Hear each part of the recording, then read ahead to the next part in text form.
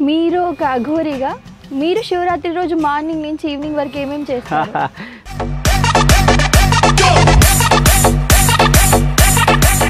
శివుడి యొక్క పెళ్లి రోజుని శివరాత్రి అంటారు.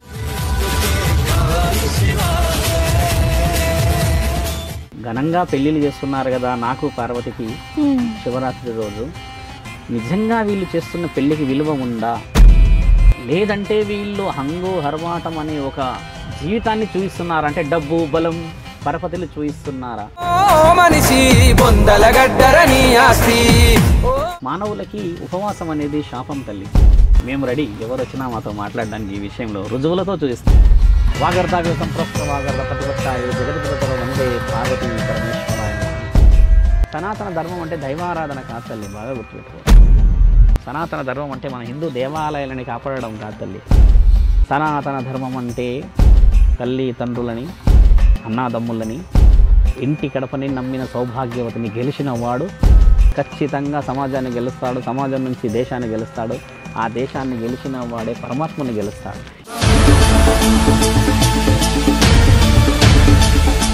శివుడే గొప్ప అయింది అని అడిగారు. జననం మరణం లేనివాడు శివుడు, అంతే. కూర్చొని చేసేది ఏం తెలుసా, తండ్రి కళ్ళు మూసుకొని ప్రతి కడపలో ఏమి జరుగుతుందో చూస్తాడు నా తల్లి. అందరికీ నమస్కారం. ముందుగా మా ప్రేక్షకులందరికీ మహాశివరాత్రి శుభాకాంక్షలు. సో చాలామంది పండితులు ఎప్పుడు శివరాత్రి ఎలా జరుపుకోవాలి, ఎలా జరుపుకుంటే బాగుంటుంది, ఆ రోజు ఏం చేయాలి, ఈ విషయాలన్నీ చెప్తూ ఉంటారు. కానీ ఒక అఘోరా చెప్పింది మనం ఎప్పుడూ వినలేదు. సో అఘోరాలు మహాశివరాత్రి ఎలా జరుపుకుంటారు, ఆ రోజు ఏం చేస్తారు, ఏం చేస్తే బాగుంటుంది, మరిన్ని విషయాలు మనతో మాట్లాడడానికి ప్రస్తుతం శివరుద్ర స్వామి గారు మనతో ఉన్నారు. ఆయనతో మాట్లాడి తెలుసుకుందాం. నమస్కారం స్వామి. నమస్కారం తల్లి. స్వామి చెప్పండి, చాలా మంది పండితులు చెప్తూ ఉంటారు ఇలా జరుపుకుంటే బాగుంటుంది, ఇలా చేస్తే బాగుంటుంది. సో మీకు పండితులకి డిఫరెన్స్ ఉంది, మీరు ఒక అఘోరా. సో అఘోరాలు ఎలా జరుపుకుంటారు మహాశివరాత్రి? చూడమ్మా, పరమాత్ముడి ఆజ్ఞ మీరు అడిగిన దాంట్లో ఏంటంటే అఘోరాలు, తర్వాత సామాన్యమైన మానవులు నక్షత్ర తిథులను బట్టి శివుడి యొక్క రాత్రి అంటారు. శివరాత్రి అని అంటే ఏంటమ్మా, మొట్టమొదటగా భూమండలంలో చాలా మందికి తెలియనిది ఏంటంటే అమ్మా, శివుడు భూమండలానికి ఆధిపత్యాన్ని ఇచ్చిన రోజు అది. అంటే బ్రహ్మ విష్ణువులు ఇద్దరు నేనంటే గొప్ప అన్న విషయాన్ని గొడవ పడుతున్న సమయంలో పరమాత్ముడు ఒక అగ్నిలింగాన్ని వారిద్దరి మధ్యలో నుంచి కిందికి పైకి పంపించాడన్న తరుణాలు రాసి ఉన్నాయి.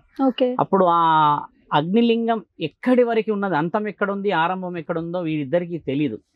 తెలియని సమక్షంలో దీన్ని సృష్టించింది నేను, దీని యొక్క అంతం ఆరంభం తెలియలేదు. కాబట్టి మీ ఇద్దరి యొక్క స్థితిగతులని దైవాధిపత్యంగా మీపై ఆధిపత్యాన్ని, జననం మరణం లేనివాడిని నేను కాబట్టి ముల్లోకాధిపతిని అనేది మనకి పురాణాలలో రాసి ఉన్న తరుణం అది.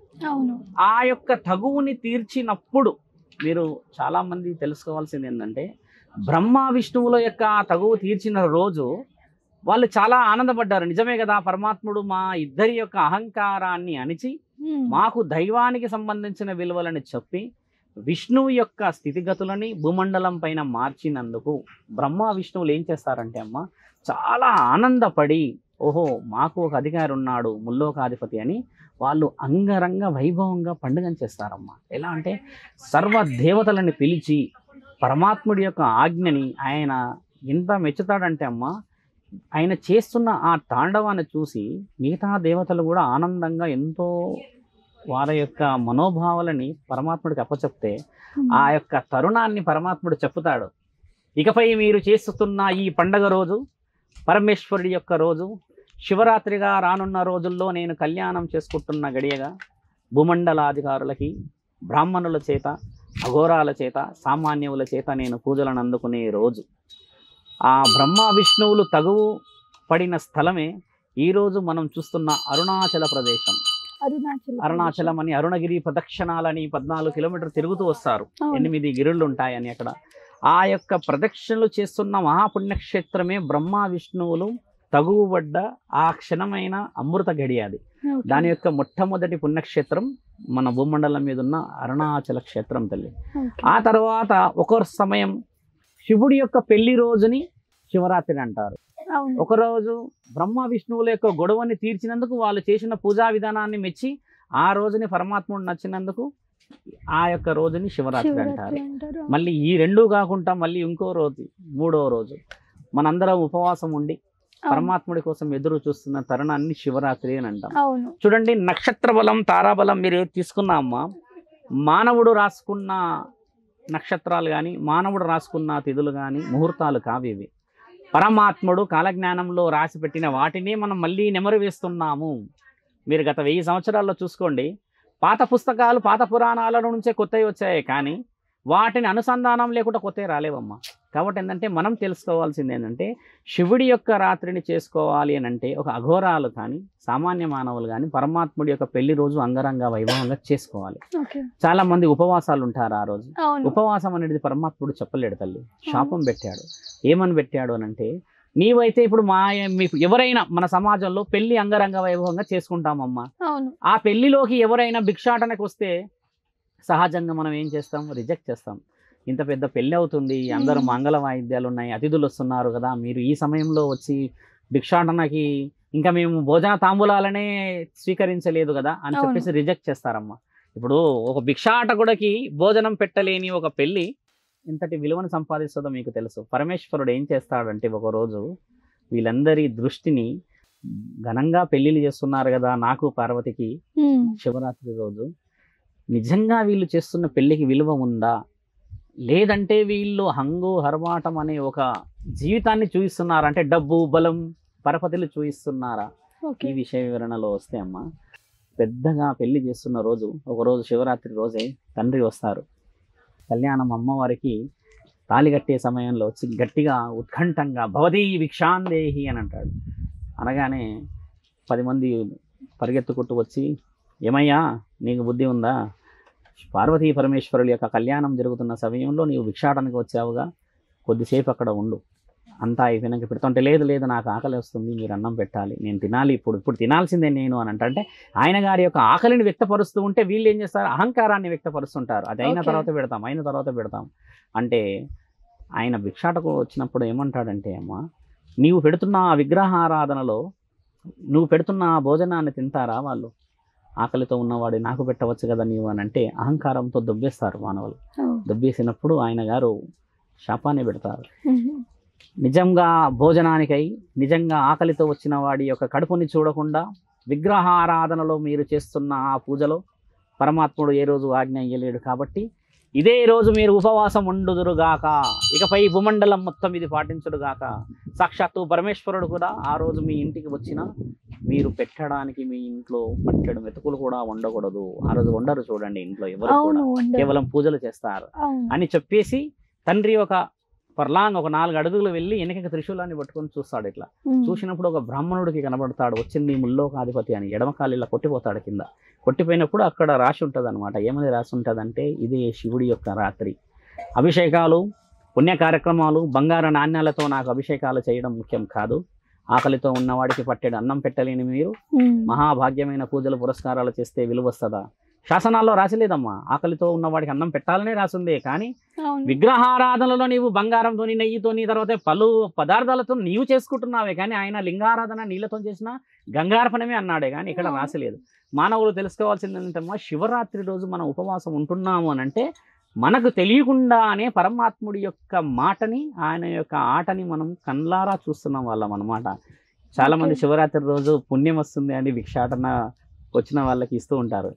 నిజంగా అది చాలా శుభ సూచకం. నాలాంటి సాధువులు కూడా ఇస్తూ ఉంటారు. ఒక శివుడు వచ్చేసి ఒక భిక్షాటన గురించి అడిగాడంటే, అమ్మ నీలో ఉన్న మానవత్వాన్ని మేల్కొల్పడానికి అడిగినప్పుడు నీవు కనిపెట్టలేని స్థితిలో ఉన్నావు. అంటే దైవాన్ని నువ్వు వచ్చిన వాడిని ఆకలిలో చూడాల్సింది వదిలి విగ్రహంలో చూస్తే ఏం విలువ వస్తుందమ్మా? కాబట్టి మానవులకి ఉపవాసం అనేది శాపం తల్లి.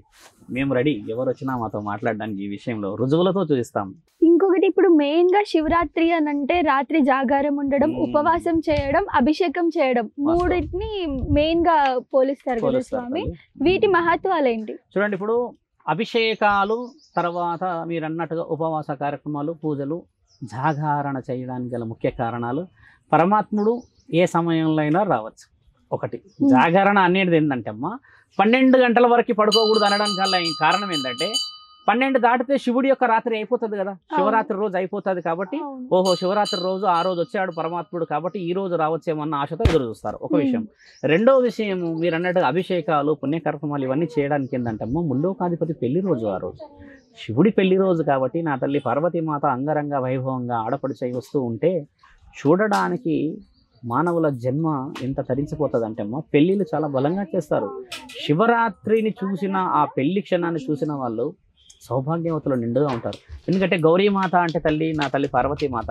ప్రతి ఇంట్లో మనం ఆ రోజు ఏం చేస్తారు, పసుపు కుంకుమలు ఇచ్చుకుంటారు. శివరాత్రి రోజు పసుపు కుంకుమలు ఇచ్చుకున్న ఇల్లు చల్లి 365 రోజులు పసుపు కుంకుమలతోనే బాగుంటుంది.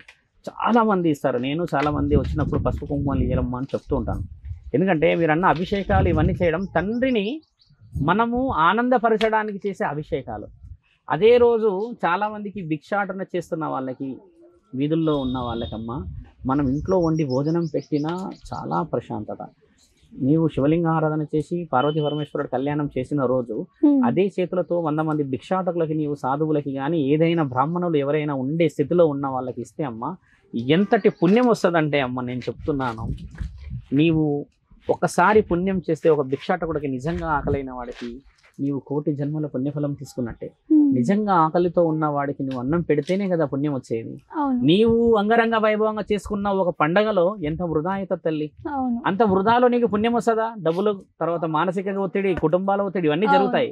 శివరాత్రి రోజు ఏంటంటే చాలా మంది ఉపవాసం ఉండి దాన ధర్మాలు చేయడం కూడా గొప్ప కార్యక్రమమే. ఇప్పుడు మేము రేపటి నుంచి భిక్షాటనకి వెళ్తున్నాం.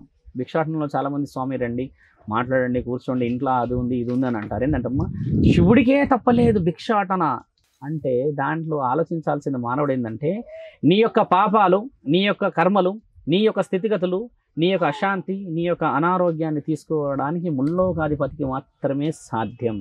నీ ఇంట్లో నీ చుట్టాలు వచ్చి నీ యొక్క పాప పుణ్యాన్ని తీసుకెళ్తారా అమ్మ? నీ దగ్గరకు వచ్చి తినేళ్ళమంటే శుభ్రంగా తినేళ్తారు కానీ నీ పాపాన్ని ఎందుకు తీసుకెళ్తారు, నీ అనారోగ్యాన్ని ఎందుకు తీసుకెళ్తారు? కాబట్టి ఒక సాధువుకి, ఒక భిక్షాటకుడికి విలువ ఇవ్వాలి అని మన శాసనాల్లో రాసింది. నీ పాప పుణ్యాలు తీసుకెళ్లడానికి పరమాత్ముడే వచ్చాడంటే నా పిల్లలని, నేను పుట్టించుకున్న వాళ్ళ దగ్గర ఉన్న పాప పుణ్యాలను నేనే స్వీకరించాలి. నా పిల్లలు నేను పుట్టించుకున్నప్పుడు దానికి అధికారం నాకే ఉందన్న గౌరవం తెలియదు. స్వామి, శివరాత్రి రోజు చాలా యూట్యూబ్ ఛానల్స్లో చాలా వరకు పండితులు అలా చెప్తూ ఉంటారు. ఏమని అంటే ఈ మంత్రం చెయ్యాలి, ఈ తైలంతో పూజ చేయాలి, నెయ్యి దీపం వెలిగించాలి, ఇలా కొన్ని రకాలు చెప్తారు. ఈ విధంగా పూజలు చేస్తే మీ కష్టాలన్నీ తొలగిపోతాయి, ఈ మంత్రం చెప్తే మీ పాపాలన్నీ తొలగిపోతాయి. సో అది ఎంతవరకు కరెక్ట్? చూడమ్మా, జనన మరణాలని రాసేవాడు విధాత అంటే పూర్వ జన్మలో నీవు ఏం చేసావో చూసేవాడే మహానీయుడు అంటే ప్రాణదాత. ప్రాణాన్ని ఇచ్చినవాడు ప్రాణదాత. కాబట్టి ఈ జన్మలో నీవు అనుభవిస్తున్న బాధలని పరమాత్ముడు ఒక మార్గం ద్వారా తీర్చగలడు. అంతేకాని నీవు నెయ్యితో కానీ ఇంకేదైనా వస్తువులతో దీపం పెడితే పుణ్యం వస్తుంది అని అంటే అమ్మ నాకు తెలిసి ఈ భూమండలం మొత్తం పుణ్యమే. కాబట్టి ఏంటంటే నీవు ఈ జన్మలోనే పుణ్యం కోసం ఆశిస్తున్నావు, కానీ గత జన్మలో ఎంతటి పాపాన్ని చేశావో, నీ యొక్క వంశాభివృద్ధిలో నీ యొక్క పెద్దలు, తాతలు, ముత్తాతలు ఏ కార్యక్రమాల్లో పరమాత్ముడిని నిందించారో, కులదైవాన్ని, ఇలవెలుపులని ఏమి చేశారో నీకు తెలియదు కదమ్మా. కాబట్టి నెయ్యితో కానీ ఇంకేదైనా చేస్తే నీ మనశ్శాంతికి చేసుకోవడమే తప్పితే దాంట్లో ఫలితం వస్తున్నది అనేది వాస్తవికంగా జరగదు.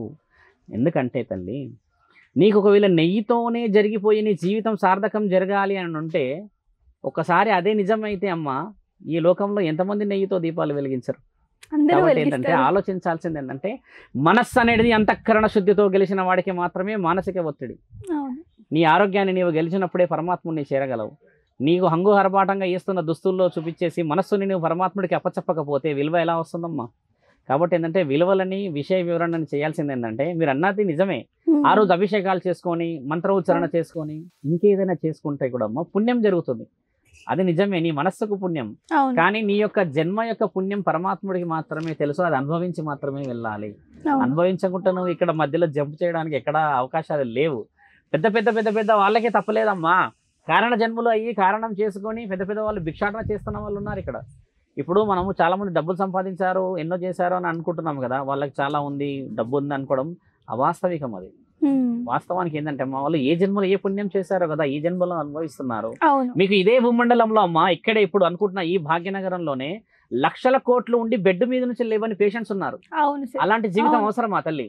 నీకు 3 పూటల ఆకలి అన్నం తినేసి పడుకొని జీవితం 10 మందితో మాట్లాడే బ్రతుకు మంచిది, కానీ నీకు కోట్ల ఆస్తి ఉండి నిన్ను 10 మంది తీసుకెళ్ళి కూర్చోబెట్టి తినబెట్టే వాళ్ళు ఉంటే నీకు ఎందుకు ఆ స్థితిగతులు? అంటే నీకు ఆ జన్మకి ఉన్న అర్థం ఏంటి? ఎన్ని నెయ్యిలు పెడతావు మరి నువ్వు బాగుపడడానికి? కాబట్టి ఏంటంటే బ్రాహ్మణులు మీరు చెప్పినట్టుగా చెప్పిన ఏదైతే విషయం ఉంటుందమ్మా, మీ మనస్సాక్షితో పరమాత్ముని చేరడానికి ఉన్న మార్గాలు చెప్తున్నారు. అంటే ఇట్ ఈస్ లైక్ అప్రూవల్. ఇప్పుడు నీ పై అధికారి నువ్వు చేరడానికి మంచి మంచి పని చేయడం, లేకపోతే ఇప్పుడు ఏదైనా ఒకటి ప్రాక్టీస్ చేసుకొని ప్రాక్టికల్గా చూపించడమా, ఓరల్గా నువ్వు మాట్లాడే పద్ధతుల, అంటే ఎక్స్ట్రా వర్క్ అంతే కదమ్మా. పరమాత్ముడి యొక్క మార్గాలు శివరాత్రి రోజు చూడమ్మా, నువ్వు ఒకటే ఏ జన్మ ఎత్తినా ఏం చేసినా పరమాత్ముడే మనకు పితామహుడు. వాగర్ధావ్య సంప్రోక్త వాగర్ధ ప్రతిపత్తాయే జగతి పితతరో వందే పార్వతీ పరమేశ్వరాయ నమః. జగతి పితతరో అని అంటే జగత్తుకే పరమాత్ముడు పార్వతీ పరమేశ్వరుడు ఉన్నాక ఈ సృష్టిలో ఇంకా ఏ మంత్రం ఉచ్చారణ చేస్తే పరమాత్ముని చేరగలం? పలు విధాలుగా పలు వంశాల్లో పలు మంత్రాలు ఉన్నాయంటే అమ్మ మనస్సుని చేరడానికి అవి, అంతేగాని ఒక శరీరం శుద్ధికి మంత్రాలు పనిచేయవు తల్లి. 9 పేర్లు ఉన్నాయి శివయ్యకి అని చెప్పేసి అంటూ ఉంటారు. 108 పేర్లు, 9 పేర్లని ఎక్కడ లేదు రాసి. 108 పేర్లు, 108 పేర్లు. 108తోనే మహాశివుడికి మనం ఉచ్చారణ చేస్తాం. 108 ఎందుకు తెలుసా అమ్మ మీకు? బహుశా బ్రాహ్మణుల్లోని మీరు అడిగితే 9 ఉన్నాయని చెప్పవచ్చు. అవును, 9 పరమేశ్వరుడు, నీలకంఠుడు, ఇలా అని కొన్ని మెయిన్ గా 9 అని చెప్తూ ఉంటారు. యాక్చువల్లీ ఆ 9 అనేది కాకుండా 108 మహానీయుడికి మహా ఆవిష్కరణలో మనం మాట్లాడేటి. 108 అంటే ఏం తెలుసా అమ్మ? ఇప్పుడు రుద్రాక్షలు వేస్తాం 108. అవును. ఒక మానవుడు జన్మెత్తితే అమ్మ, ఒక పశువు జన్మెత్తితే, ఒక చిన్న క్రిమి కీటకం కానీ, ఒక మృగం కానీ, ఒక ఏనుగైనా జన్మెత్తితే అమ్మ, ఇలా ఉన్న పశువులు ఏ పశువు ఎత్తినా ఎలా పోయినా 108 నక్షత్ర తిథులలో మాత్రమే పుడతాయి అవి. నువ్వు ఏ జంతువు తీసుకెళ్ళినా, అడవిలో ఉన్న ఆఫ్రికాలో పుట్టిన ఆఫ్రికా వాడిని తీసుకున్నా ఈ 108 నక్షత్రాల్లోనే పుడతాడు వాడు. అంతకు మించి వేరేది ఏది పోడు. అంటే పరమాత్ముడు ఒక్కొక్క మనిషికి చేసిన పాపపుణ్యాలకి ఆయన ఇచ్చే మార్గం, ఆయన ఇచ్చే శిక్షలు అవి. నువ్వు మంచి పుణ్య కార్యక్రమాలు చేసావంటే నిన్ను మళ్ళీ పుట్టించుకొని మళ్ళీ నీకు అదే జన్మించి దానివల్ల మంచి పనులు చేసుకుంటాడు. పాపం చేసావు అని అనుకుంటే ఆయన గారికి పశువులాగా ఇవ్వాలా లేకపోతే నీకు ఏ విధంగా ఇవ్వాలనేది పరమాత్ముడి ఆజ్ఞ.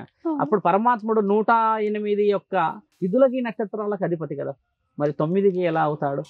కాబట్టి ఏంటంటమ్మా, ఈ 9 అనేది శివుడి యొక్క పేర్లు మాత్రమే.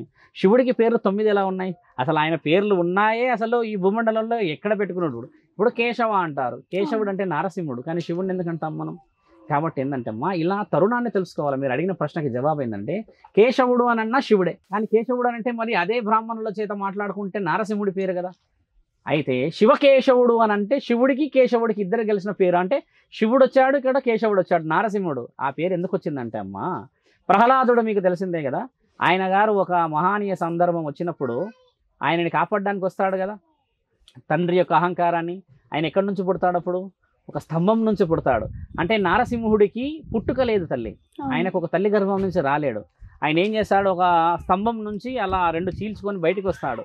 వచ్చినప్పుడు ఆయనకు ఎంతటి కోపం వస్తుందంటే అమ్మ, పరమేశ్వరుడు కూడా ఆయన ఉన్న దీక్షలో నుంచి కళ్ళు తెరుస్తాడు. నారసింహుడికి ఎంతటి కోపం ఎందుకు వచ్చిందని చూస్తే ఆయన గారు అక్కడ ఆకాశం కాకుండా, భూమి కాకుండా, మానవుడు కాకుండా, పశువు కాకుండా, జంతువు కాకుండా గోర్లన్నీ పెంచేసి మధ్యలో పెట్టేసి హిరణ్యకశిపుని చీలుస్తాడు కదా. ఆ చీల్చినప్పుడు వచ్చిన ఆ కోపం తల్లి ముల్లోకాధిపతులు భయపడిపోతారు. ఎందుకంత కోపం తీసుకొచ్చాడు నారసింహుడు అని. శివుడు వచ్చాక ఆగుతాడు. ఏమంటాడంటే, నారసింహ, ఈరోజు నీవు చూపించిన ఈ కోపానికి ఇకపై నీకు నేను బిరుదిస్తున్నాను, నీవు శివకేశవుడై ఉంటావు. అంటే శివుడికి అంతటి కోపం వస్తుందమ్మా ఈ భూమండలంలో. కానీ నారసింహుడు కూడా ఆ రోజు ఆయన యొక్క విశ్వరూపాన్ని చూపించేసరికి తండ్రి వచ్చి సాక్షాత్తుగా బిరుదిస్తాడు. పురాణాలలో రాసి ఉంది, అది శివపురాణంలో చాలా స్పష్టంగా రాసి ఉంది. శివకేశవుడు అని అంటే శివుడు కేశవుడు కలిసిన అంటే నారసింహుడి యొక్క అవతారంలో శివుడు ఇచ్చిన బిరుదు తల్లి. అంటే ఇప్పుడు మనము ఎన్ని పేర్లు పెట్టాలి? అలా పరమాత్ముడు భిక్షాటకుడికి కూడా పేరు పెట్టాడు. ఒక భిక్షాటన చేసిన వాడు పరమాత్ముడే అంటున్నాం కదా, అంటే భిక్షాటకుడు కూడా ఒక పేరు ఉన్నట్టే కదా. కాబట్టి ఏంటంటే మనం తెలుసుకోవాల్సింది ఏంటంటే మానవుడు పెట్టుకున్న 9 పేర్లు, పరమాత్ముడు ఇచ్చింది 108 పేర్లు. మీరు ఒక అఘోరిగా మీరు శివరాత్రి రోజు మార్నింగ్ నుంచి ఈవినింగ్ వరకు ఏమేమి చేస్తారు? చూడమ్మా, మార్నింగ్ నుంచి ఈవినింగ్ అఘోరి లాగా ఉన్నాం కాబట్టి శివరాత్రి అనేది మీరు అన్నట్టుగా ఒక పండగ రోజు. కానీ ఒక అఘోరాదులం, శివసాధువులం, నాగసాధువులం పరమాత్ముడి దగ్గర ఉన్నందుకు ప్రతిరోజు మాకు పండగే తల్లి. కాబట్టి ప్రతిరోజు దినచర్యలో ఆ రోజు ప్రత్యేకంగా ఏముంటుందంటే, ఎవరైనా అన్నదాన కార్యక్రమాలు కానీ శివుడి యొక్క అభిషేకాలు కానీ చేస్తున్నప్పుడు ప్రత్యక్షంగా దగ్గర ఉండి ఆ రోజు సందడి, ఎందుకంటే రోజు వచ్చే 10 మంది కంటే ఆ రోజు 100 మంది వస్తారు కాబట్టి అదొక ఆనంద తరుణం తల్లి. ఇప్పుడు మీరు అన్నట్టుగా ప్రత్యేకంగా అఘోరా చేతుల ద్వారా ఒక వస్తువు వెళ్తుంది, ఒక పూజా విధానం, ఒక పదార్థం వెళ్తుంది అనేది అబద్ధం. ఆ రోజు పరమాత్ముడు స్వీకరించింది మామూలు రోజుల్లో కూడా స్వీకరిస్తాడు తండ్రి. కాకపోతే శివుడి యొక్క రాత్రి అంటే ఆయన పెళ్లి కాబట్టి అమ్మ, ఖచ్చితంగా ముల్లోకాధిపతి పెళ్లి అంటే భూమండలం మొత్తం ఆనందపడాలి. శివుడి పెళ్లి గురించి మీకు సమయం ఎప్పుడు ఉన్నప్పుడు చెప్తాను. నీ పెళ్లికి కూడా నీవు అంత ఆనందపడవు తల్లి. ఆయన పెళ్లి గురించి చదివితే నీ శరీరం అంత ఆనందం. అసలు ఆ పెళ్లి గురించి ఉన్న ఆ పుస్తకం చదివితే అమ్మ, నేను చెప్తున్నా కదా, నిజంగా ఒక మానవ జన్మ ఎత్తిన వాడి యొక్క శరీరం చాలా పులకరించిపోతుంది. ఆ బుక్ పట్టుకొని అది మొత్తం చదివే వదులుతారే కానీ అంత సులభంగా వదలరు. పరమేశ్వరుడి పెళ్ళి అంటే తల్లి ఎంత అర్వాటం, ఎంత హంగు, ఎంత విలువ ఉంటుందో తెలుసా అమ్మ. చదివి తీరాలి. అది ఒకరోజు సమయాన్ని చూసుకొని మాట్లాడితే మానవులకు తెలవాలి. పెళ్ళి అంటే అది తల్లి. హంగు హర్వాటం చేయడం ఎలా ఉంటుందంటే ఆయన చిన్న స్థాయి నుంచి పెద్ద స్థాయి వరకు చూపిస్తాడు వారి యొక్క అత్తగారికి, అంటే అమ్మ పార్వతీమాత తల్లిదండ్రులకు చూపిస్తాడు. ఎలాంటి విలువ విషయం ఇవ్వాలి కాబట్టి తండ్రి ఆనందపడే రోజు కదమ్మా. కాబట్టి ఆ రోజు మనము ఆనందపడాలి. అదే భిక్షాట కూడా వచ్చి తండ్రిని ఆ రోజు చేరినా తండ్రి ఆలింగనమే చేసుకుంటాడే కానీ నీవు భిక్షాట కూడా కదా నాకు పెళ్లి రోజు రావద్దు అనకూడదు. అలా అంటాడా? అసలు ఉన్నాయా? లేవు. అందుకే కదా ఏమీ లేకుండా కూర్చుంటాడు విభూది రాసుకొని. అఘోరాల్లో కూడా రకరకాల అఘోరాలు ఉంటారు. కొంతమంది స్వామి పూర్తిగా అసలు వాళ్ళకి వస్త్రాలు ఉండవు, అలా కూడా ఉంటారు. అంటే మీరేంటి, వాళ్ళకి మీకు తేడా ఏంటి? చూడమ్మా, ఇప్పుడు అఘోరాలలో మొదట నాగసాధువులు ఉంటారమ్మా. ఈ భూమండలంలో వాళ్ళకి వచ్చి ఒక protectors to the entire eternity. అంటే ఈ యొక్క మీరు చూస్తున్న మండలానికి అధికారులు వాళ్ళు. ఈ యొక్క ఇప్పుడు మీరు ఒక స్త్రీ కాబట్టి ఒకప్పుడు మన భూమండలం మీద స్త్రీకి చాలా తక్కువగా అవతలి వేరే దేశం వాళ్ళు వచ్చినప్పుడు మనల్ని అపహరించుకోబోయే సందర్భాలు ఎక్కువ ఉన్నాయి. గుడులు, గోపురాలు, నిధులు, తర్వాత ఆడవాళ్ళని ఇబ్బంది పెట్టే తరుణాలు ఉన్నాయి.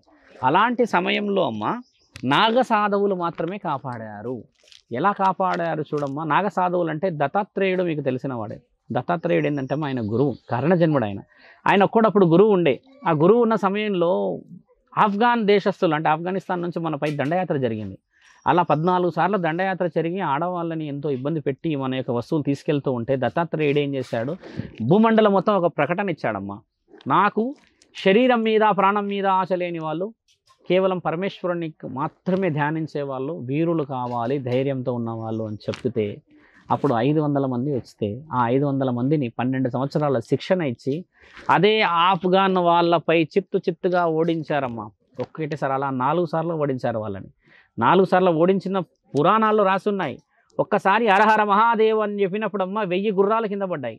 అలాంటి వాళ్ళని తలలు తీసి అలా కింద పెట్టి నా భూమండలాన్ని రక్షించడానికి నేను ధర్మమే చేశాను, కానీ నీ మీద నాకు కోపం లేదు, హరహర మహాదేవ్ అని చెప్పి తలలు తీసిన సందర్భాలు ఉన్నాయి.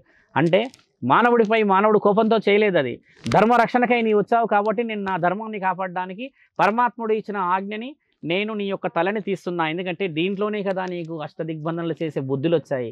ఆడదాన్ని అపహరించాలని, పరాయి దేశం మీద ధ్వంసానికి వెళ్ళాలని, నిధులు తీసుకెళ్లాలని, కష్టాన్ని నమ్మలేని నీ యొక్క ఈ బుర్ర, నీ యొక్క ఈ తల ఉండాల్సిన అవసరం లేదు. ఎందుకంటే ఒక్క తలతోని 1000 తలలు మనం తయారు చేయవచ్చు, అంటే తెలివితో. అందుకని దాన్ని తీయడం, ఇలా తీసి అలా పెట్టి హరహర మహాదేవ్ అంటారు.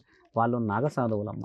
అఘోరాలు ఎవరనంటే అమ్మ, నాగసాధువులు ఏం చేస్తారంటే అఘోరాల కంటే ముందు నాగసాధువులు పరమశివుడిని పూజిస్తారమ్మా. నీవు అడిగావు కదా తేడాలంటే, నాగసాధువులు పరమశివుడినే ఫస్ట్ పూజిస్తారు, తర్వాత మహాశక్తిని పూజిస్తారు. అంటే వాళ్ళు ధైర్యానికి, తర్వాత అమ్మవారి యొక్క ఆశీర్వాదానికి, తర్వాత విష్ణుదేవుడిని పూజిస్తారమ్మా. ముల్లోకాధిపతుల్లో 2వ వాడు విష్ణుదేవుడు, ఆయన్ని పూజిస్తారు. 4వ వాడు సూర్య భగవానుని పూజిస్తారు. ఎందుకంటే ఈ భూమండలం మొత్తం ఆయన గారి యొక్క ఆధీనంలో ఉన్న వెలుగు చీకట్లు కాబట్టి. 5వ వాడు వచ్చేసి గణేశుడు. మన దగ్గర 5వ వాడు గణేశుడు. నాగసాధువులలో చూసుకుంటే 5 ఉంటాయి అమ్మ. మానవులలో మొదటి స్థానం గణేశుడిది. మనం పూజించాలంటే ఫస్ట్ విగ్రహారాధనకు వచ్చేసరికి ఏం చేస్తాం, గణేశుడిని ఫస్ట్ సర్వ కార్యాలకి సిద్ధహస్తుడు అని చెప్పి ఆయన్ని పూజిస్తాం. కానీ నాగసాధువులకి 5వ స్థానం ఇది. మొదటి స్థానం పరమేశ్వరుడు. అఘోరాలు వచ్చేసి కేవలం శివుడిని మాత్రమే పూజిస్తారు తల్లి, పార్వతీ మాతను కూడా పూజించారు వాళ్ళు. వాళ్ళు ఏం చేస్తారంటే మాకు పరమేశ్వరుడే ఇంకా మహాభాగ్యం అన్నమాట. కాబట్టి పూజించే పద్ధతి ఎలా ఉంటుంది, పరమశివుడు చేసిన దాంట్లలో మీరన్న నాగసాధువులు ఒక దేశ రక్షణ జరిగింది కదా, అఘోరాలలో కూడా అదే దేశ రక్షణ జరుగుతుంది. కాకపోతే వారి యొక్క స్థితిగతులలో మార్పులు. ఇప్పుడు చూడండమ్మా, 100 సంవత్సరాల క్రితం, ఎప్పుడో మనం పురాణాలు మాట్లాడుకుంటే దత్తాత్రేయుడు అంటే చాలా లాంగ్ వే. 100 సంవత్సరాల క్రితం ద్వారక, ఇప్పుడున్న ద్వారకాలో గోకులంలో దండయాత్ర జరిగింది. వేరే దేశస్తులు వచ్చారు. వాళ్ళని కాపాడింది కూడా ఈ అఘోరాలు నాగసాధువులే. 7 రోజులు ఆడపిల్లల్ని విరుచుకపడి ఇబ్బంది పెట్టారమ్మా. అది కూడా రాస్తుంది, మీ యూట్యూబ్లలో చూడొచ్చు. మళ్ళీ వెళ్ళి వాళ్ళని ధ్వంసం చేశారు ఈ నాగసాధువులు, అఘోరాలే వెళ్ళి ధ్వంసం చేసి చిట్టుగా తలలు తీసమ్మ ఒక్కొక్క గడప దగ్గర పెట్టారు. మళ్ళీ మా దేశం వైపు, మా రాజ్యం వైపు, మా యొక్క ఇష్టదైవం ఆడదాని వైపు మీరు వచ్చారంటే ఈ అఘోరాలు మళ్ళీ తిరగబడే అవకాశాలు ఉన్నాయని త్రిశూలాన్ని చూపించారు. మీరు అన్నారు కదా దుస్తువులు ఉండవు కదా ఎక్కువ శాతం అని. అంటే దుస్తువులు అనేది ఒకప్పుడు లేని చాలా పురాణాల క్రితం, కానీ ఇప్పుడు ఏం చేస్తున్నారంటే అఘోరాలు ఏం చేస్తారంటే అమ్మ చిన్న దుస్తువులు అడ్డం పెట్టుకుంటున్నారు. ఎందుకంటే మానవాళికి ఇబ్బంది కాకూడదు మా వల్ల అని. వారు విభూది రాసుకొని ఎక్కడో కొండ ప్రాంతంలో ఎందుకుంటారంటే శివుడి ఆజ్ఞలో ఉంటారు. వారిని ఎక్కడ చూస్తాం మనం ఎక్కువ శాతం కుంభమేళలో చూస్తాం. కుంభమేళలోనే ఎందుకు చూస్తాం? 164 సంవత్సరాలు జరిగే ఆ కుంభమేళలో వాళ్ళు ఏంటంటమ్మా ఆ రోజే వచ్చి శివుడిని అందరు ఒకేసారి లక్షల్లో వచ్చి దర్శనం చేసుకొని వెళ్తారు. కుంభమేళ చాలా గొప్పది. ఇప్పుడు భూమండలంలో అత్యంత విలువైన పండుగ ఏదంటమ్మా కుంభమేళనే. కుంభమేళలో వచ్చినంత స్ట్రెంగ్త్ పాపులేషను నువ్వు ఏ పండగకు రాదు. నువ్వు ఏ రాజ్యంలో అయినా తీసుకోమ్మా, అంత వస్తారు అక్కడికి. కాశీకి వస్తారు. ఎంతలో వస్తారు? అంగరంగ వైభవంగా వస్తారు. కుంభమేళకున్న విలువ అది. ఇప్పుడు అఘోరాల విషయం అది. సాధువులు, శివ సాధువులు. ఇప్పుడు శివ సాధువులు ఏంటంటే అమ్మ వాళ్ళు వైవాహిక జీవితం అంటే భార్య పిల్లలు సంసారం ఉండి శివుడికే జీవితాన్ని అర్పించిన వాళ్ళు శివ సాధువులు. నాగ సాధువులు ఏంటంటే మొత్తం జీవితాన్ని పరమాత్ముడికి అప్పచెప్పడం, ఏదైనా శిక్షలను అనుభవించినా అవతల వ్యక్తి ప్రాణాలు తీయడానికి కూడా వెనుక వాడరు, రుజువులయ్యాయి. అఘోరాలు కూడా అలాంటి వాళ్ళే. ఈ అఘోరాలలో చూడమ్మా కంప్లీట్గా మనము ఒకసారి నమ్మక ద్రోహం చేత మోసపోయిన వాళ్ళే ఉంటారు అఘోరాలలో. ఇప్పుడు జీవితం మీద విరక్తి మధ్యలో వస్తుంది, జీవితం మీద విరక్తి జైలుకు పోయిన వాళ్ళకి వస్తుంది, జీవితం మీద విరక్తి మనం నమ్మిన స్నేహితుడు వెన్నుపోటు పొడిస్తే ఇది ఎంత బతుకు అని వస్తుంది, ఆడపిల్ల మోసం చేస్తే వస్తుంది. ఇలాంటి వాళ్ళు ఎక్కువ శాతంగా అఘోరాలలో ఉంటారు. మీరు గమనించాల్సిన విషయం కూడా అదే. అయితే వారి యొక్క శారీరక కలయికలో 12 సంవత్సరాల శిక్షణలో వారి యొక్క ఏదైతే జననాంగం ఉంటుందమ్మా ఆడదాని వైపు చూడకుండా ఉండడానికని ఆ నరాన్ని శిక్షలో తీసేస్తారనమాట. మరోసారి పిండం పెట్టి మళ్ళీ నీకు కొత్త జన్మ వచ్చిందని కొత్త నామం పెట్టి పెడతారు. మన దాంట్లో రాసింది అది కూడా. నేను మరో సమయంలో నీకు చాలా వివరంగా చెప్తా అసలు ఏం జరుగుతుందని. ఇప్పుడు శివ సాధువులకి ఇది ఏంటంటే పెళ్లి చేసుకొని సౌభాగ్యంగా ఉండి సమాజంలో ధర్మ స్థాపనకి తిరుగుతారు. చూడమ్మా ధర్మ ప్రచారణ వేరు, ధర్మ స్థాపన వేరు. ధర్మ ప్రచారం ఏంటంటే అమ్మా నీవు 10 మందిని ఇలా ఉండండి అని చెప్పడం. ధర్మస్థాపన ఏదంటే అమ్మా నీవు ఇలా ఉంటేనే ధర్మాన్ని గెలిచిన వాడు అని నీ పక్కన ఉన్నవాడిని చేయించడం. ఇప్పుడు మైకులు పట్టుకొని చెప్పేసి 100 చెప్పేస్తే 100 మందిలో ఎంతమంది మారుతారు తల్లి? అదే నీవు కడపలో నుంచి మార్చిపిస్తే ప్రతి కడప మారిందంటే ధర్మస్థాపన జరిగిపోయినట్టే కదా. ఇప్పుడు కాకపోతే ఇంకో 25 సంవత్సరాలకి మన ధర్మానికి సనాతనానికి విలువ వచ్చినట్టే కదా. మళ్ళీ సనాతన ధర్మంలో మళ్ళీ ప్రత్యేకమైన రకాలు ఉన్నాయి ఇక్కడ, మీరు బాగా గుర్తుపెట్టుకోవాలి. సనాతన ధర్మం అంటే ఏందని అడిగే వాళ్ళు ఉన్నారు ఇక్కడ. సనాతన ధర్మం అంటే దైవారాధన కాదు తల్లి, బాగా గుర్తుపెట్టుకో. సనాతన ధర్మం అంటే మన హిందూ దేవాలయాలని కాపాడడం కాదు తల్లి. సనాతన ధర్మం అంటే తల్లి తండ్రులని అన్నాదమ్ములని ఇంటి కడపని నమ్మిన సౌభాగ్యవతిని గెలిచిన వాడు ఖచ్చితంగా సమాజాన్ని గెలుస్తాడు, సమాజం నుంచి దేశాన్ని గెలుస్తాడు, ఆ దేశాన్ని గెలిచిన వాడే పరమాత్మని గెలుస్తాడు. ఇవన్నీ గెలవంది డైరెక్ట్గా విగ్రహారాధన చేసేస్తే సనాతన ధర్మం గెలుస్తుందా? అవాస్తవమైన విషయమే కదా. వాస్తవమైన విషయం ఏంది? కడపలో నుంచి గెలిస్తేనే కదా సనాతన ధర్మం వస్తుంది. కాబట్టి మన భూమండలంలో తెలుసుకోవాల్సినవి చాలా చాలా మైక్రో లెవెల్లో ఉన్నాయి. ఒక రాయిని పూజించగానే సనాతన ధర్మం వస్తుంది అనేది చాలా తప్పు తల్లి. సనాతన ధర్మం ఇప్పుడు నిన్ను పూజించాలి. సౌభాగ్యవతివి, కష్టపడతావు. మగవాడే కష్టపడతాడా? మరి ఆడబడ్డ కష్టపడదా? పొద్దున్న నుంచి సాయంత్రం వరకు నీ తర్వాత పనిచేసి నీతో పాటు వ్యాపారం అంటే ఇప్పుడు వెళ్తున్న బిజినెసెస్ కానీ ఆఫీస్ కూడా వెళ్తున్నారు, నీతో పాటు ఇంటికి వచ్చి నువ్వేమో బెడ్ పైన పడుకుంటావు మగవాడివి, ఆడపిల్లనేమో కూరగాయలు కోసేసి వంట వండుతుంది. అంటే ఎవరికి స్ట్రెంత్ ఉంది? ఆడవాళ్ళకు ఉందా మగవాళ్ళకు ఉందా? ఆడవాళ్ళకి స్ట్రెంత్ ఉంది. సో బట్ ద వాల్యూ చూసుకుంటే లేదు ఆడవాళ్ళకి. ఎందుకు లేదు అని అంటే అలా క్రియేట్ చేశారు. నేను అనేది ఏంటంటే రెండు, ఒకటి మానవుడు చేసుకునేది ఆడ మగ. కాబట్టి ఏంటంటే వాళ్ళిద్దరికి సరి సమానమైన విలువలు రావడానికే పరమాత్ముడు అర్ధనారీశ్వరుడే చూపించాడు. ఆయన గారు అంత లైవ్ ఎగ్జాంపుల్ ఇచ్చిన తర్వాత కూడా మనం ఎలా ఆడవాళ్ళని తక్కువ చేయగలం? అలా చేయకూడదు. మీరు రక్షించబడ్డప్పుడే ఇల్లు రక్షించబడుతుంది, ఇల్లు రక్షించబడ్డప్పుడే ఊరు రక్షించబడుతుంది, ఊరు రక్షిస్తే సమాజం, సమాజం నుంచి రాష్ట్రం, రాష్ట్రం నుంచి దేశం. అదే కదా సనాతన ధర్మం. మంత్రం ఏదైనా చెప్పగలరా? లేదా ఇప్పుడే చెప్పాముగా మంత్రం, ఇప్పుడే మీ ముందు మంత్రం చెప్పాం కదా, వాగర్త సంప్రోక్త వాగర్త అని చెప్పేసి. అలా మంత్రాలు 100 చెప్పుకోవచ్చు. నా మంత్రానికి ఎంత విలువ ఉన్నది, ఎంత బలం ఉన్నది అని అంటే ప్రత్యేకంగా చెప్పవచ్చు. మంత్రాలు చెప్పడం అనేది నేర్చుకున్నాయి తల్లి. కానీ దాని ఫలితాన్ని చూపించడమే విద్యలో గొప్పతనం. ఫలితం ఏ మంత్రమైనా చదవవచ్చు మానవులు. ఇప్పుడే మీకు చెప్పాను నేను తండ్రి గురించి, సర్వమంగళం అని కూడా చెప్పగలను. ఈ మంత్రాలు అనేటి చూడమ్మా, మీరు అడిగారు కాబట్టి నేను మంత్రం చదువుతాను. ఏ మంత్రమైనా పర్లేదు. ఆ మంత్రానికి ఉన్న విలువ 10 మందికి నాకు మంత్రాలు వచ్చామని తెలుస్తుంది. కానీ ఇదే మంత్రాలు చదివి చెడు పనులు చేసే వాళ్ళు ఉన్నారు. మరి ఏ మంత్రానికి విలువ ఉంది? కాబట్టి ఏంటంటే నీవు అడిగిన ఆ చిన్న చిన్న చిన్న మంత్రాలకి నువ్వు అనుకుంటున్న పెద్ద పెద్ద మనస్సులు కదలవు. మనస్సులు కదలాలంటే మనిషి మాట్లాడితే కదులుతాయి. మంత్రం మీరు చెప్పింది ప్రశాంతంగా చెప్తాం. ప్రత్యేకమైన పూజలో కూర్చోబెట్టి మీరు ఆపండి స్వామి అనేంతవరకు మంత్రాలు చదువుతాం. మీరు మళ్ళీ నైట్ ఏం చేయబోతున్నారు అంటే శివరాత్రికి నైట్ ఏం చేస్తారు? శివరాత్రి రోజు జాగారం. జాగారం. చాలా మందితో పాటు మేము జాగారం.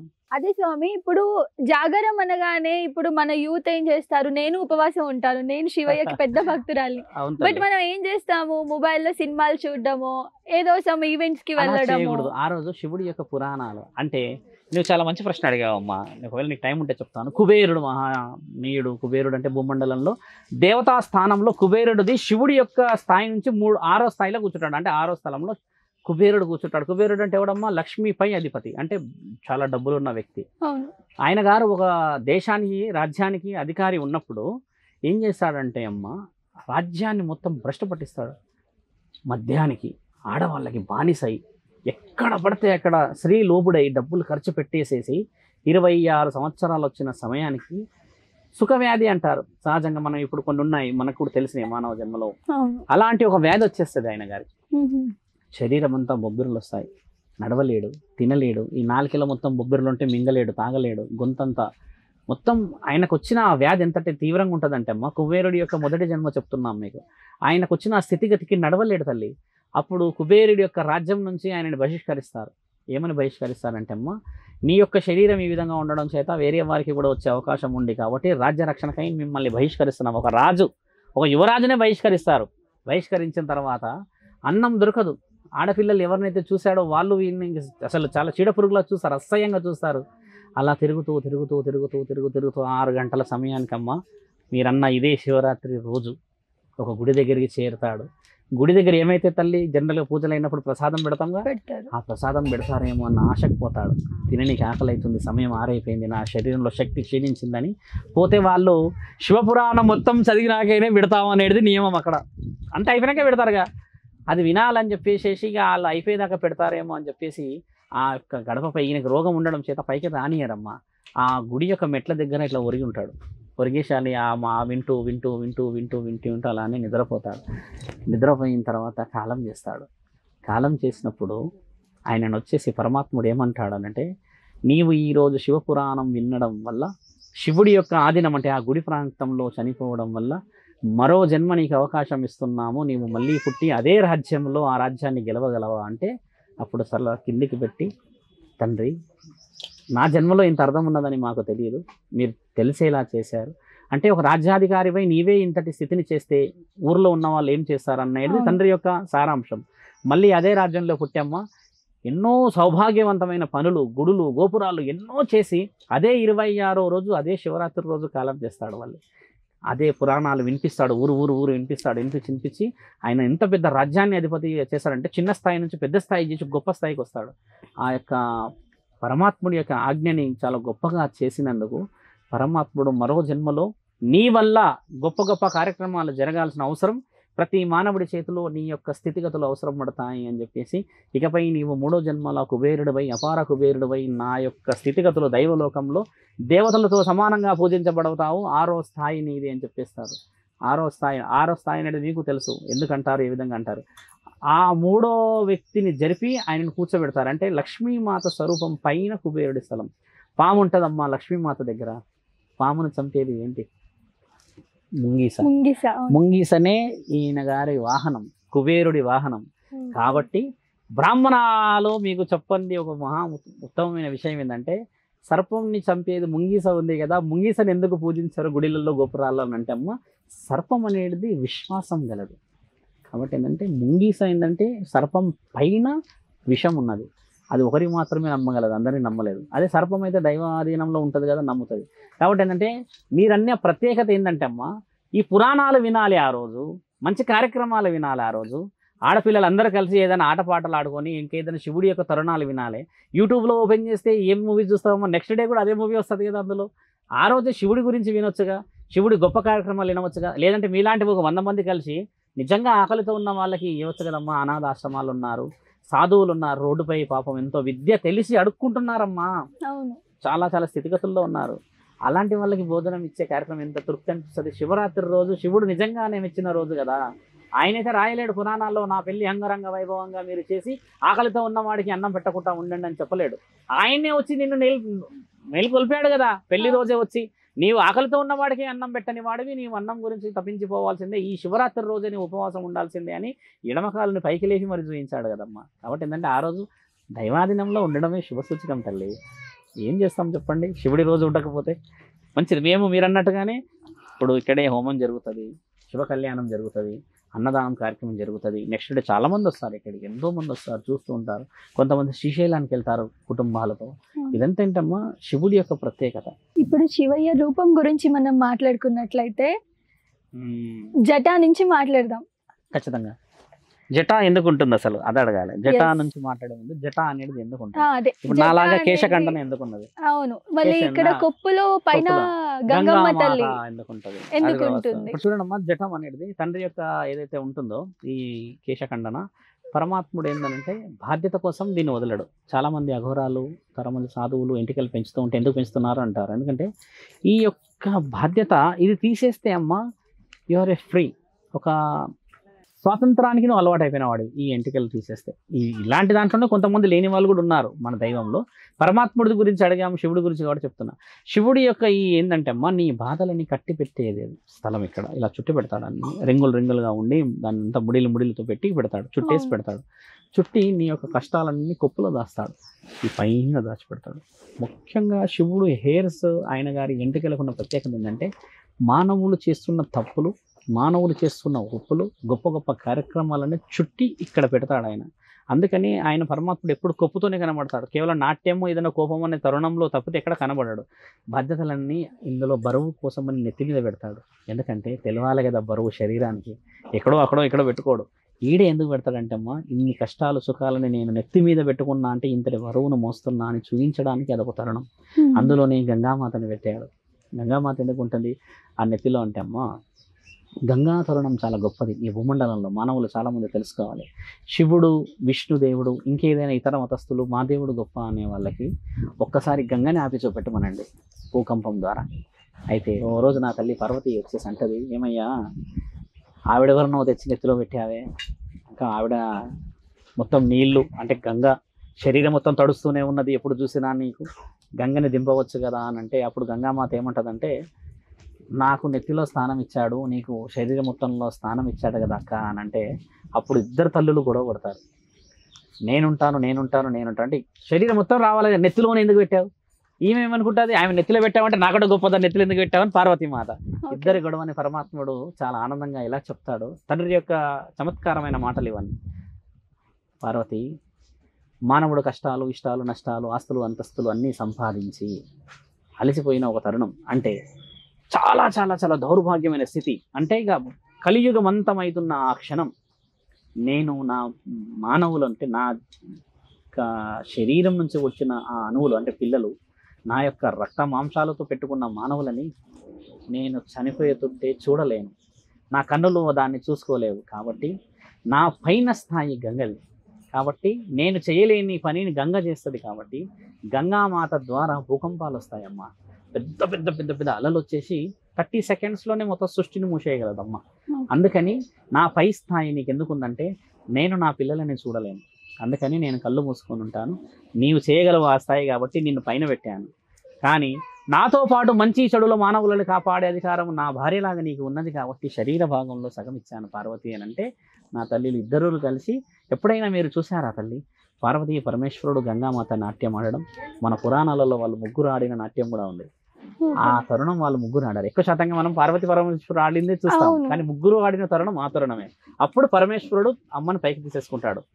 బాధ్యతలో నిన్ను పెట్టాను, నా జడలో నుంచి బయటికి రాకూడదు, నా అనుమతి నేను జడ విప్పిన తర్వాతే నీకు, అప్పటి వరకు నీవు పొంగకూడదు, ఎన్నో జరిగాయి తల్లి అలా కార్యక్రమాలు. పార్వతీ మాత అందుకే అర్ధనారీశ్వరుడు అర్ధనారీశ్వరుడు యొక్క శరీరంలో ఇద్దరు ఉన్నారు. ఇద్దరు అమ్మ ఉన్నారు. తలపై ఉంది, మాత శరీర భాగంలో ఉంది. అదే సరస్వతి మాత నాలికలో ఉంది బ్రహ్మ. అదే లక్ష్మీమాత గుండెలో ఉంది విష్ణుదేవుడికి. తండ్రి ఏం చేశాడంటే సృష్టికర్తని నేను నాలో లోపం చూపించొద్దని కంప్లీట్గా జస్టిఫికేషన్ చేశాడు. తండ్రి చాలా అసలు ఆయన గారి యొక్క అంతు తెలియదు తల్లి. శివుడిని తెలుసుకోవాలంటే జననం మరణం లేనివాడు పరమాత్ముడు. ఒక క్వశ్చన్ మీలాంటి ఒక అమ్మ నన్ను అడిగితే శివుడే గొప్ప అయింది అని అడిగారు. అడిగితే ప్రతి కులదైవంకి పుట్టుక ఉంది తల్లి. ప్రతి వంశంలో దేవుడు పుట్టారు. మనం హిందూ తీసుకున్నా, ముస్లిమ్స్ తీసుకున్నా, క్రిస్టియానిటీ తీసుకున్నా, ఏ లాంగ్వేజెస్ తీసుకున్నా అమ్మ వాళ్ళ యొక్క జననం మరణాలు రాసుకున్న శాసనాలు ఉన్నాయి. మరి శివుడికి లేదు కదా, మరి ఆయన ముల్లోకాధిపతే కదా. వెరీ సింపుల్ క్వశ్చన్ అది. దానికి ఆన్సర్ కూడా వెరీ సింపుల్. క్వశ్చనే పెద్దగా ఉంది, ఇక్కడ ఆన్సర్ అయితే జస్ట్ జననం మరణం లేనివాడు శివుడు అంతే. నేను అందులో సారాంశం పెద్దగా భావం ఎత్తుకోవచ్చు. అంతకంటే ఇంకా పెద్ద శాసనాలు పురాణాలు అవసరమా తల్లి? ఒక హిందువులాగా పడి ఈ హిందూ జన్మ ఎత్తినందుకు ఇంతకంటే గర్వం ఏముంటుంది? ఇప్పుడు మేము శివభక్తులు అని ఎప్పుడు గర్వంగా ఎందుకు చెప్పుకుంటామంటే అమ్మ నేను జననం మరణం లేని పరమాత్ముడిని నేను కొలుసుకుంటున్నా కదా. అంటే అందరూ దేవతలు మాకు మాలాంటి యొక్క జీవితాల్లో చూస్తున్న ప్రతి ఒక్కరు ఆశీర్వాదం ఇస్తారు కదా. అది ఇప్పుడు శరీరం నుంచి కిందికి వచ్చాం. ఇప్పుడు తల భాగం మూడు కన్నులు పరమాత్ముడికి ఎందుకు ఉంటాయంటే అమ్మ నీకు నాకు కూడా మూడు కన్నులు ఉన్నాయి. It is called a sixth sense. నువ్వు ఆలోచిస్తావు ఊహ. ఎగ్జామ్స్లో ఈ క్వశ్చన్ రావచ్చేమో, లేదా ఏదైనా ప్రాక్టికల్స్లో ఈ క్వశ్చన్ రావచ్చేమో. అంటే యు ఆర్ థింకింగ్, నీ యొక్క రెండు ఐస్ కంటే ఎక్కువ ఆలోచన అంటే నీ మెదడు కొంచెం జస్టిస్ నీవే చేస్తావు. కాకపోతే ఏంటంటే దానికి రుజువు చేయలేవు. ఇవే రావచ్చు అని మనం స్పష్టంగా తీసుకోలేము. కానీ శివుడు స్పష్టత తీసుకోగలడు. అంటే నీకంటే నేను శక్తివంతుడని ఆయన రుజువు చేయించడానికి ఉన్నాయి మూడు కన్నులు. ఆ మూడు కన్ను కూడా ఇలా ఉండదు, ఇప్పుడు ఇలా ఉన్నట్టుగా ఉండదు. అది పైకి ఇలా ఉండి కొద్దిగా నలుపు కొద్దిగా తెలుపు ఉండి మధ్యలో నుంచి తెరిచినట్టుగా ఉంటుంది. ఎందుకు తెరిచినట్టు ఉంటుందంటే అమ్మ ఆ విషయ వివరణకు వెళ్తే కూడా తండ్రి 2 సార్లు కళ్ళు తెరిచాడు. ఒకసారి తండ్రికి ఏంటంటే మానవులు చేస్తున్న పైశాచికత్వం, ఆడపిల్లలపై జరుగుతున్న ఈ అఘాయిత్యాలన్నింటినీ భరించలేక జలంధరుడు అనే ఒక పుత్రుడు, అంటే పరమాత్ముడి పుత్రుడే, ఆయన కంటి ద్వారా పుట్టినవాడు, ఆయన ద్వారా భూమండలాన్ని ధ్వంసం చేయించాడు ఒకసారి. అందులో శివుడు కూడా మునిగిపోయాడు. వారాహ రూపంతో లేపాడా. తర్వాత గొంతు దగ్గరికి వచ్చామే గరళకంఠుడు అంటే నా తల్లి సాగర సంగమం జరుగుతున్న ఆ తరుణంలో రాక్షసులు దైవలోకం ఆదిశేషువుని పట్టుకొని లాగుతూ ఉంటారు, ఇలా లాగుతూ ఉంటారు. ఆదిశేషువుడు ఎందుకు వచ్చాడు అక్కడికంటే ఆ సాగర మదనంలో అమృతం కోసం గొడవ జరుగుతున్న తరుణాలు మనకు రాసున్నాయి ఇవన్నీ. ఆ అమృత ఘడియ బయటకు వచ్చినప్పుడు అమృతం కంటే ముందు ఏమొస్తుందంటే అమ్మ విషం చిమ్ముతుంది. ఈ సర్పం భయంకరమైన, అవి నీళ్ళల్లో పడితే మానవులు నీళ్లు తాగితే ప్రమాదం, మనుషులకి తగిలితే మానవుడు చనిపోయే ప్రమాదం ఆ నీళ్లు తాగిన. అప్పుడు దేవాది దేవతలు భయపడిపోతారు. పరమాత్మ ఏమిటి విపత్తు, ఆదిశేషువు విషాన్ని చెందుతున్నాడు కదా, ఎలా మేము ఆపేటిది అని అంటే అప్పుడు శరణు కోరి వచ్చారు కాబట్టి పరమాత్ముడు ఆపుతాడు తల్లి. వచ్చి ఏమంటాడంటే తండ్రి గ్రహిస్తాడు ఆ మాటని. ఏమని, ఒకవేళ నీళ్ళల్లో పడితే నీళ్ళు తాగినప్పుడు ప్రమాదం, మానవుడికి తగిలితే మరో ప్రమాదం కదా అని చెప్పేసి అలా తీసుకొని శంకులో పెట్టి ఇలా తాగుతాడమ్మా. తాగేసి ఇక్కడ ఆపుతాడు. మానవుడి యొక్క బాధని, ఆ యొక్క సర్పం యొక్క విషయాన్ని ఇక్కడే ఎందుకు ఆపుతాడంటే తల్లి ఆయన మింగిన ప్రమాదమే కదా, బయటికి వదిలిన ప్రమాదమే కదా. మీ యొక్క ప్రమాదాన్ని నేను ఇక్కడ పెట్టుకున్నానని చూపించడానికి పెట్టుకున్నాడు. అంటే నాకు ప్రమాదం ఉంది కానీ నేను మింగదలచలేదు, అలా అని బయటికి వదలదలుచుకోలేదు. అంటే ముల్లోకాధిపతిని కాబట్టి మీ యొక్క తండ్రి స్థాయి నాది కాబట్టి నా యొక్క బాధ ఇది అని ఇక్కడ చూపించడానికి పెడతాడు. సర్పము ఆ విలువని నచ్చి ఎప్పటికీ తండ్రి మెడలో ఉంటుంది, నల్లదే ఉంటుంది, ఎక్కువ గమనించండి. విశేషం సర్పం ఇలా ఉంటుంది అది. ఆ తర్వాత తండ్రికి రుద్రాక్షలు ఉంటాయి. రుద్రుడి యొక్క అక్షలు మెడలోకి వస్తే దక్ష యజ్ఞం జరిగినప్పుడు పార్వతీమాత దక్షుడు అమ్మ యజ్ఞం చేస్తున్నప్పుడు శివుడిని పిలవలేడని కోపంతో పోతుంది. పోయి అడుగుతుంది, ఏమయ్యా ముల్లోకాధిపతిని పిలవలేవుగా, ఆయన లేని యజ్ఞమా నీవు చేసేది, నా తండ్రిని పిలవవా, నాదుడిని పిలవవా అని అంటే దక్షుడు అమ్మని తిడతాడు. వెళ్ళు పార్వతి, ఒంటిపైన దుస్తువులే లేనివాడు, పులి చర్మాన్ని వేసుకొని త్రిశూలాన్ని పట్టుకొని దేశదిమ్మరై నిత్య దరిద్రుడు నీ యొక్క పెనిమిటి, ఆయన గారిని పిలవాలా, ఆయన గారు లేకుండా చేయడమే కదా నాకు పంతం, మామగారినైనా నాకే విలువీయలేడు కదా, నిన్ను అపహరించుకొని వెళ్ళాడు కదా అని కోపం. అలా ఎన్నో కోపాలను వ్యక్తపరిచినప్పుడు అమ్మ నీవు నా తండ్రి లేని యొక్క ఆజ్ఞని చేస్తారా, ఈ యజ్ఞం శివుడి యొక్క ఫలితం, ఏ యజ్ఞం చేసినా అమ్మ శివుడే దానికి ఫైనల్గా వచ్చి వరం ఇవ్వాలి. అలాంటి యజ్ఞం నీవు చేస్తున్నావంటే నా యొక్క నాదుడికి, అంటే నా యొక్క ప్రాణనాథుడికి నీవు అవమానం పరిచినట్టే కదా. నా తండ్రికి అంటే నా యొక్క పెనిమిటికి అవమానాన్ని నేను భరించలేను, అలాంటి యొక్క యజ్ఞం నేను చూడలేను అని ఆ యజ్ఞంలో తల్లి దహనం అయిపోతుంది. ఆ దహనం అయిపోయినప్పుడు తండ్రి ఏం చేస్తాడంటే అమ్మకు చెప్తాడు మొదటే, వలదు వలదు పార్వతి పిలవని పేరంటానికి వెళ్తే విలువ ఉండదు అని. అంటే నా తల్లిదండ్రులు ఈరోజు ఆడపిల్లలు చేసే తప్పు కూడా గుర్తుపెట్టుకో నా తల్లి. మా అమ్మ మా నాన్న వెళ్తారు, వాళ్ళ బాధలు ఉంటాయి కానీ నీకు చెప్పరు, పైకే చూపిస్తారు, కానీ అమ్మ కూడా అలా వెళ్ళే అవమానపడుతుంది. అప్పుడు తల్లి కాలినప్పుడు ఒక్కసారి సడన్గా తండ్రి ఆ జటాన్ని తీసి ఇలా కింద కొట్టినప్పుడు కళ్ళు పార్వతి అని గట్టిగా అరుస్తాడు.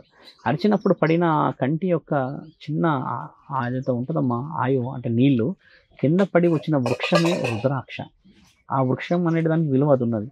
అంటే తండ్రి యొక్క బాధ నుంచి పార్వతిని రక్షించాలన్న అప్పటికి అమ్మ కాలిపోతుంది. మొత్తం కాలిపోయిన తర్వాత తండ్రి హుటాహుటన వీరభద్రుడు అందరినీ పంపించి అందరినీ ధ్వంసం చేసేయండి అంటే దక్షుడిని తలని కూడా లేపేస్తారు. మేక రూపం కూడా వస్తుంది, మేక ఉంటుంది దక్షుడికి.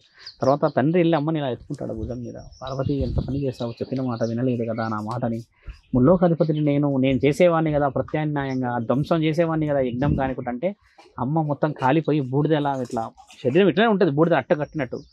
ఆ ఏడుస్తూ ఉంటే తండ్రి ఒక యుగం ఏడుస్తాడు అంట అట్లనే పట్టుకొని. మళ్ళీ ముల్లోకాధిపతుల్లో అరే శివుడే అలా ఏడుస్తే సృష్టి మొత్తం కదులుతలేదుగా, గంగామాత కదలదనమాట, నీళ్లు కదలవు అలానే ఉండిపోతాయి, గాలి వీయలు, ఎక్కడి నుంచి ప్రకృతి కూడా కదలదంట, చెట్లు కూడా అలానే ఉండిపోతాయి. అంటే శివుడు కదా ముల్లోకాధిపతి, వీటిని నడిపించే అధిపతి అయినా, అలాంటి వాడు అలా ఉంటే ఎలా అని విష్ణుదేవుడు వచ్చేసి అమ్మని సుదర్శన చక్రంతో 18 ముక్కలు చేస్తాడు తల్లి. ఆ 18 ముక్కలే అష్టాదశ శక్తి పీఠాలు. అప్పుడు ఆ కొట్ట అక్కడ పడిపోతాయి. అప్పుడు తండ్రికి అమ్మ యొక్క దహన సంస్కారాలు చేసే అవకాశం దొరకదు శివుడికి. అలా ఎలా చేసావు విష్ణు అంటే, మీరు అలా ఏడుస్తే మరి భూమండలం ఎలా నడవాలి, ఈ ఇంత పెద్ద సృష్టికి కర్త మీరే అంత బాధపడితే ఏంది అని చెప్తే, అప్పుడు తండ్రి పార్వతి యొక్క దేహాన్ని 18 శక్తిపీఠాలలో కొలవండి అంటే జగద్గురు ఆదిశంకరాచార్యులు పాదనడకతో నడిచి ఆ 18 శక్తిపీఠాలని దర్శించుకొని శ్రీచక్రాన్ని సృష్టించి దాంట్లో మంత్ర ఉచ్చరణ స్పందించి 18 యొక్క శక్తిపీఠాల యొక్క బలాన్ని పెట్టిన శ్రీచక్రం ఇంకా ఉంది మన దగ్గర బలం ఉంది కదా. ఇప్పుడు మనం చేస్తున్న ఈ హైదరాబాద్ నగరం అంటే ఈ తెలంగాణ ఆంధ్రప్రదేశ్లో 3 శక్తిపీఠాలు ఉన్నాయి. జోగులాంబ అలాంపూర్, మల్లికార్జున స్వామి భ్రమరామిక శ్రీశైలం, ద్రాక్షారామం 3 ఉన్నాయి. ఈ యొక్క రాష్ట్రం చాలా గొప్ప తల్లి, ఏ రాష్ట్రంలో లేదు, ఎక్కడెక్కడెక్కడెక్కడో కూడా ఉన్నాయి. చాలా మందికి దర్శనం లేదు, శ్రీలంకలో ఎక్కడో ఉందమ్మా, శృంగేరి, అక్కడ దర్శించుకోలేము మనం కదా, అలా ఉన్నాయి. అలా మీరు అన్నట్టుగా రుద్రాక్షల దగ్గరికి వచ్చి శరీర భాగం కిందికి వచ్చినప్పుడు అమ్మ తండ్రికి ఇక్కడ పాశం ఉంటుంది, ఇప్పుడు నాకున్నట్టుగానే నల్లది. ఈ పాశం ఏంటంటే తండ్రి చేతిలో ఉండాల్సింది. ముల్లోకాధిపతి ఇష్టమైన భక్తులని మీరు మొదట ప్రశ్న అడిగారు మనం ఓరల్గా మాట్లాడినప్పుడు. ఒక అఘోరాలు చావు బతుకులో ఉన్న వాళ్ళని లేదా చనిపోయిన వాళ్ళని బ్రతికిస్తారా స్వామి అన్నప్పుడు నేనేమన్నా అమ్మ నిజంగా కారణం చేత బ్రతికి ఆయనకి జీవితం రాసి ఉన్నది అని అంటే ఖచ్చితంగా పరమాత్ముడు ఆజ్ఞిస్తాడు బ్రతికించడానికి అన్నాను కదా. శివుడి నడుము దగ్గర పాశం ఉంటుందమ్మా.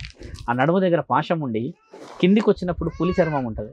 పులి చర్మం ఎందుకు ఉంటుంది అంటే అమ్మ నేను వీరుడినే, నేను చంపిన పులి ఇది, ఆ యొక్క చర్మాన్ని నేను వేసుకున్నా అంటే నన్ను భయపడించేవాడు ఎవడు లేడు అని రుజువుకు చూయిస్తాడు పులి చర్మం. తర్వాత తండ్రికి చేతిలో ఒక ఋషివరులకు ఉన్నట్టుగానే మీరు కలశాన్ని చూస్తారు, దానికి నీళ్ళు ఇలా ఉంటాయి. ముల్లోకాధిపతి గంగని ఏ విధంగా అయినా ఉపయోగించుకోవడానికి ఆశీర్వాద బలం అది. ఈ చేతిలో త్రిశూలం, సంహారణ చేయడానికి భయం. చాలా తక్కువ తరుణంలో చూసాం తండ్రి త్రిశూలాన్ని ఉపయోగించడం.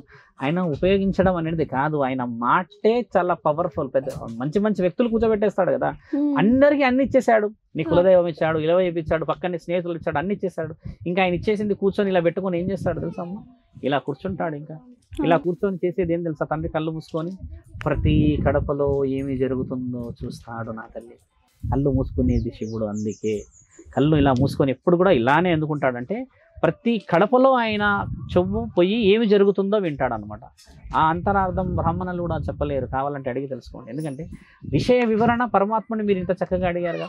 మనం కిందికి వచ్చాం, కాళ్ళకు వచ్చేసరికి కడియాలు ఉంటాయి. ఆ కడియాలు ఎందుకంటే ఆయన ఎక్కడికి వెళ్ళడానికైనా, వెండి కడియాలు ఎవరికైనా ఎందుకుంటాయంటమ్మా, ఇది ఎక్కడికి అయినా వెళ్ళడానికి అధికారం. ఇది బంగారు కడియాలు ఉండవు అక్కడ. బంగారం అనేది ఇంటికి మాత్రం, ఒంటికి మాత్రమే. వెండి వేసుకున్న దేవతలే ఉంటారు ఎప్పుడు చూసినా. విగ్రహాలకు వెండే పెడతాం మనం ఎక్కువ. ఎందుకు పెడతామంటే అమ్మా, వెండి అర్హత అందరికీ, అదే బంగారం పెడితే అందరికీ రాదు అర్హత, ఆ ఇంటి వాళ్ళకే వస్తుంది. అలా శివుడి యొక్క తరుణం తల్లి కింది నుంచి పైనుంచి చూసుకుంటే. ఇప్పుడు పరమాత్ముడి ఆజ్ఞలో మనం ఎప్పుడు కూడా మిస్ కాకుండా చెప్పాల్సిన విషయం నందీశ్వరుడు. శరీరం అంతా చెప్పాము, శరీరం ముందే నందీశ్వరుడు ఉంటాడు. ఆయన తండ్రి యొక్క మొదటి భక్తుడు. తండ్రిని ఏమంటాడంటే, భక్తిని మెచ్చినప్పుడు శివుడు ప్రత్యక్షమై చెప్పు నందీశ్వర ఏం కావాలి అని అంటే, తండ్రి మీరు నా గుండెల్లో ఉండగలరా, ఎప్పుడు మిమ్మల్ని చూసుకోవాలి, చాలా ఇష్టపడుకోవాలి, మీరు నా దగ్గరే ఉండాలి అంటే, ఓహో అలాగా సరే నేను నీ గుండెలోనే ఉంటా అని తండ్రి గుండెలోకి వెళ్ళిపోతాడు కూడా. వెళ్ళిపోతే కూడా చాలా మందికి ఇబ్బంది అవుతుంది.